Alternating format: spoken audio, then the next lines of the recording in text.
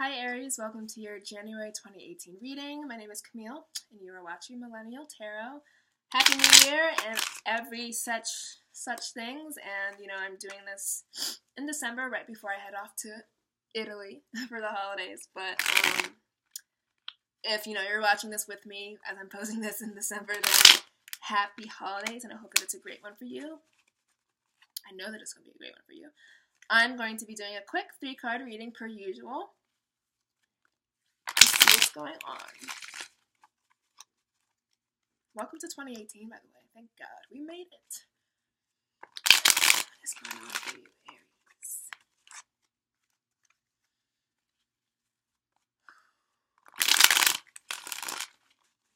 Once more.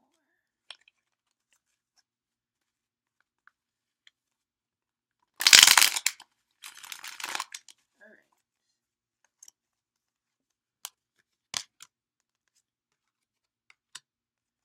Well, you guys rebounded quickly, but it was not without its jealous people. So we have the 5 of Cups, and you coming into this reading with that energy. And then we have the 10 of Pentacles, and then we have the 7 of Swords. Generally speaking, this is the whole spilled milk, crying over spilled milk type card. Crying over the cups that have been spilled and not looking at what is upright and what is working for you.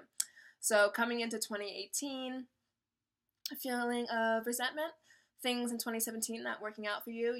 New Year's is always a great time to have some self-reflection over what happened in the past and where we want to go in the future. So this could be a heavy time for you, Aries, as you're looking back at things that you may be disappointed about in 2017 or things that you are not hopeful for in 2018, but you are neglecting to see the 2 cups and the things that are very much working out for you in your favor. So whatever those things are, and you know what they are, snap out of this energy. Because this is who you are. This is what is promised you. 10 of Pentacles, the pinnacle of material success and of comfort and of wealth. And, it's that earth sign. It could be you dealing with an earth sign. And being in Capricorn, this is a great time to flourish. Saturn moving into Capricorn, that status-seeking career sign. January is a time for you to flourish, to really make those inroads in your career. As far as love is going, anyone who has strong earth elements is going to be helpful for you in dealing with, whatever disappointment, lack you think that you have. You don't really have it. Obviously, you have 10 of Pentacles, so get out of it. Snap out of it. But that's Virgo, Capricorn, and Taurus energy. Lovely binding energies for that fire soul within you. This is who you actually are. So whoever this illusion, this woe is me, a lot of Pisces have this issue too of like, something went wrong and I'm just going to perseverate and think and ruminate endlessly about only the things that went wrong. But really you're denying yourself this reality.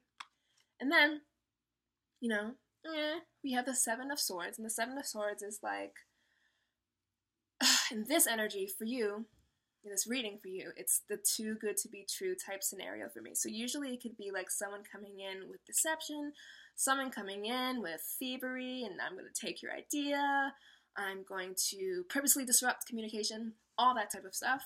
But I feel like this is a internal process for you, a lot of internal going back and forth, you stealing your own joy with these dumb thoughts that you're having, you neglecting to see this, and just being so caught up in thinking and doing, and how can I be better? How can I do this differently? Blah, blah, blah, that Aries go-getter type of attitude. And just not slowing down and smelling the roses. And, that's perfect for an Earth Pentacle card. We Earth signs like to stop, and Taurus Moon, like to slow down, like to smell the roses, and that could be what is necessary for you. That sitting still in a dark room with yourself is the best medicine for anything that you could be ever going through. But through that type of introspection and stillness almost, you will see how much you have, how rich you are, both in material, outwardly, and spiritual material, And this is me cautioning you not to try to steal that away with, again, that overthinking, that what can I do next, that always thinking 10 steps into the future. This is how the Seven of Swords is manifesting for me here. A lot of these videos for the new year, because it's such a weird time for like well, not a weird time, apropos time for self-reflection with all these New Year's resolutions and all this stuff. A lot of these readings are going to be geared to what is going on inside and less necessarily about what people are doing to you. But just in case that is pertinent to you, this is Libra energy, Aquarian energy, and Gemini energy being dishonest around you, or your own air placements overthinking everything. That's what I think it is. I'm going to pull some clarifying cards for this.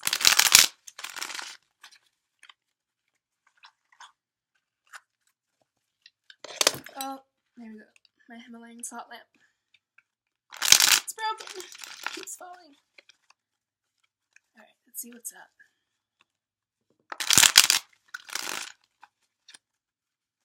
Also, be still. The Seven of Swords is a guy who's, you know, things are too heavy for him. He's trying to collect all these swords at once. He's obviously in motion, trying to run away from something. Be still. Be still.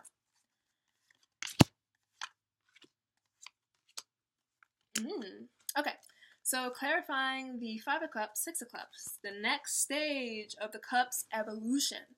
So this is you being upset about something that has a nostalgic effect on you, that has a childlike effect on you. These are friends and things you used to do in the past that used to comfort you. Friends who are coming up from the past. You know, I wouldn't be surprised. Mercury retrograde from the beginning to the end, almost of December, is a lot of things coming back to you from the past that you thought you were over with, but you were kind of upset about it. So this is kind of like an upset nostalgia. This is almost like I said for Pisces, like, oh, I wish I could go back to those times. It was better then. This, you know, back to childhood, and I felt safe, and I felt provided for, I felt more secure. And this is you more as the Aries adult, like, meh. But, as I said, this is more of an internal process for you. So this is just you getting a kick out of thinking things were better back then. But really, if I didn't say that enough, this is you now. This is who you are, Aries, shining bright and fire like the sun. This is your own energy, melding with this earth energy of slowness, of taking heed, of smelling the roses, of seeing the material gain and the material wealth that you have inside and out, and the comforts and those creature comforts and that luxury that could be giving you peace and solace during this time.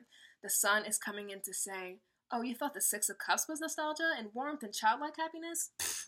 The sun lights up every single reading. No matter, it could be death card, death card, death card, death card, Knight of Swords, death, death, death, death, death, Five of Cups, death.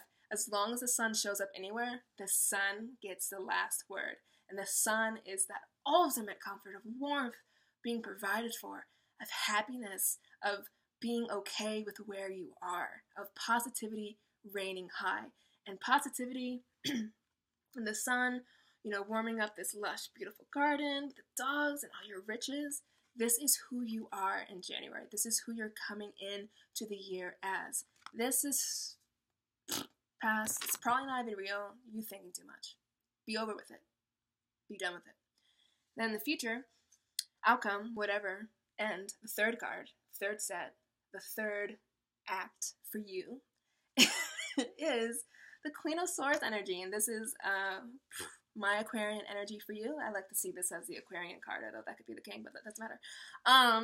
But the Queen of Swords is that energy of like, no muss, no fuss. You're not gonna F around with me. I'm gonna cut through all the bullshit and see where the truth lies. If you are dealing with deception, the Queen of Swords gets to the bottom of it. This could be deception of you lying to yourself. This could be the deception, as I said before, something happening around you could be. I do see this more as an internal process, but this is you getting to the bottom of something. But doing so with grace, with maturity, with calmness of heart, and knowing that you are doing this for yourself and not to get back at anybody or not to avenge yourself with some weird type of like, you know, I don't know, revenge plot. But the Queen of Swords with the Seven of Swords is like, you will not do this in my house. There will be no deception. There will be no thievery. There will be no thinking this is too good to be true.